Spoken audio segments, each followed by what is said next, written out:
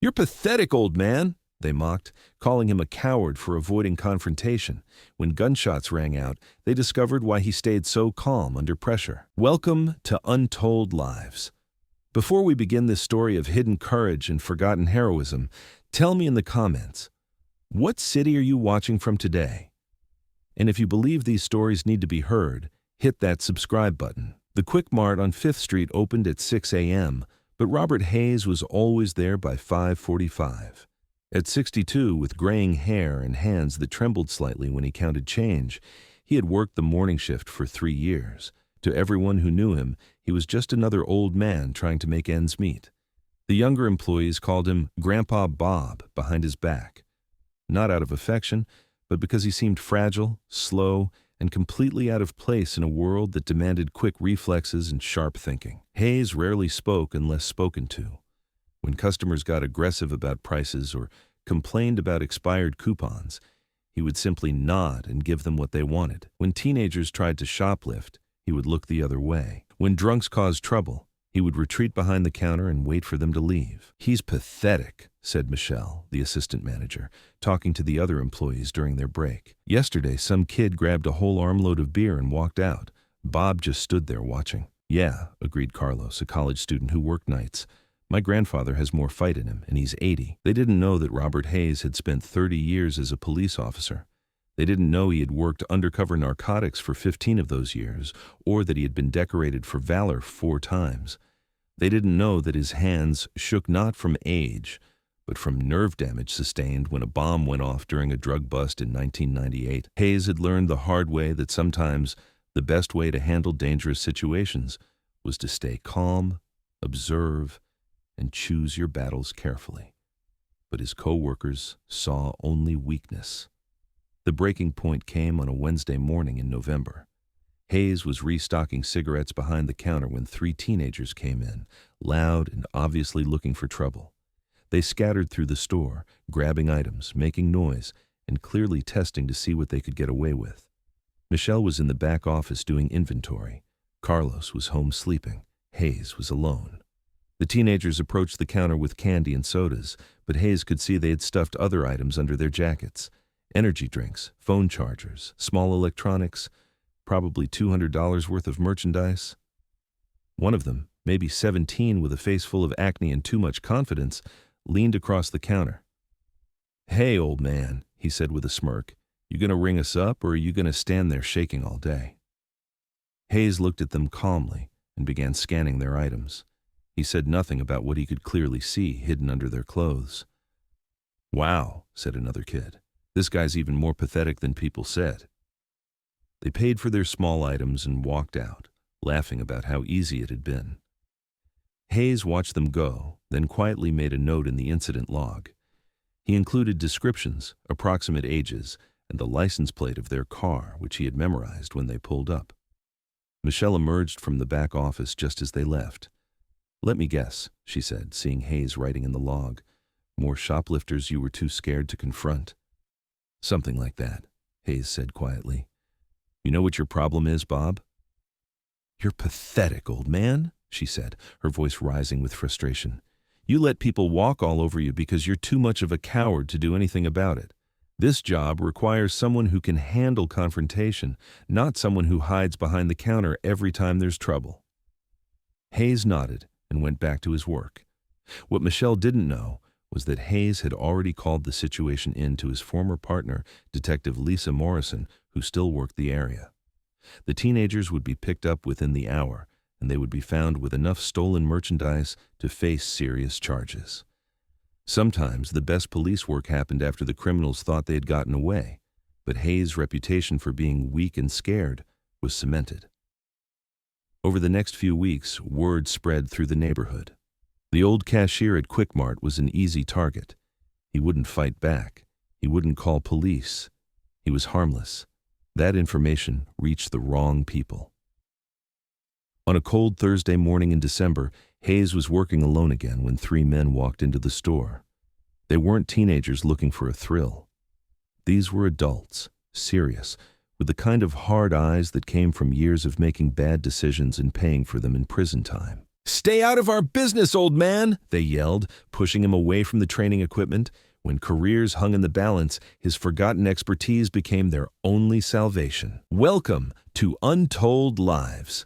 Before we begin this story of overlooked wisdom and forgotten champions, tell me in the comments, what city are you watching from today?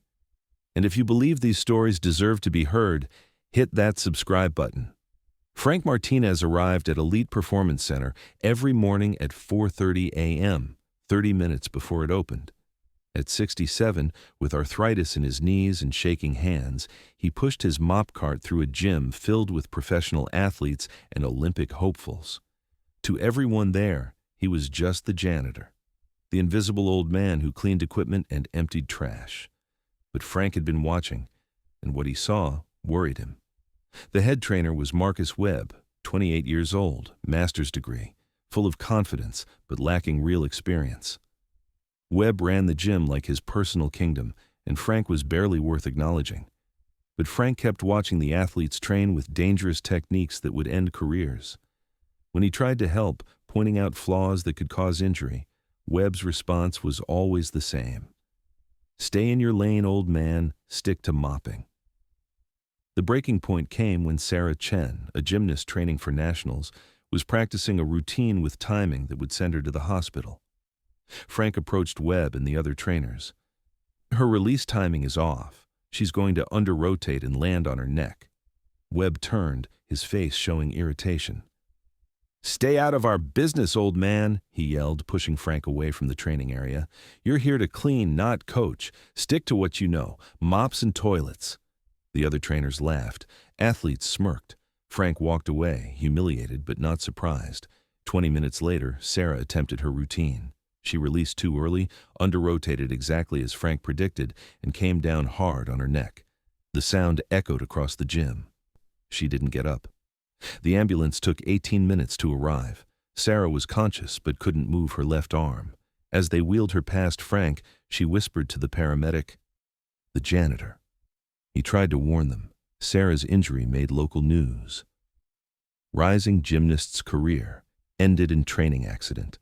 Webb never mentioned Frank's warning in his report, but word spread among the athletes. They began paying attention to the old janitor who had predicted the accident. A week later, Miguel Santos, a promising boxer, approached Frank quietly. "My shoulder's killing me after workouts. Webb says it's normal. But what do you see?" Frank studied Miguel's technique. "Your right cross. You're dropping your elbow, hyperextending the joint." Frank quickly showed him the correct form. Miguel's eyes widened. "Where did you learn this?" Frank hesitated. "I used to coach at the Olympic Training Center." Before Miguel could respond, Webb's voice cut across the gym. "Miguel, get away from him!" Webb strode over, fury in his eyes. "I thought I made myself clear about staying in your lane. Last warning, old man. One more time and you're gone." But the damage was done. Athletes started asking questions. The old janitor had been somebody once. 2 weeks later, Jake Morrison walked in for his routine training. Jake was 24, undefeated in 12 fights, and 3 weeks from his first title shot. He was Elite Performance's golden boy. Frank watched Jake warming up and saw immediately what was wrong. Jake was moving in ways that would leave him vulnerable against Carlos Rivera, his upcoming opponent. Rivera was a veteran who exploited exactly these kinds of weaknesses. Frank tried to ignore it. His job was already in jeopardy. But Jake's habits were dangerous. After Jake finished sparring, Frank made his decision. "Your left shoulder," Frank said quietly. "You're telegraphing your right cross." Jake looked surprised. "What?" "Every time you throw your right, you dip your left shoulder. Rivera will see it. He built his career reading tells like that." Jake studied Frank's face, seeing confidence and knowledge. "What did you used to be?" Before Frank could answer, Webb's voice exploded across the gym. "Morrison, get away from him!" Webb stormed over, reporters following, sensing a story. "What did I tell you about interfering with my athletes?" Jake stepped between them. Actually, what he said made sense. "He doesn't know what he's talking about," Webb's voice echoed. "He's a janitor." A nobody. Look at what he is, a broken-down old man who cleans toilets.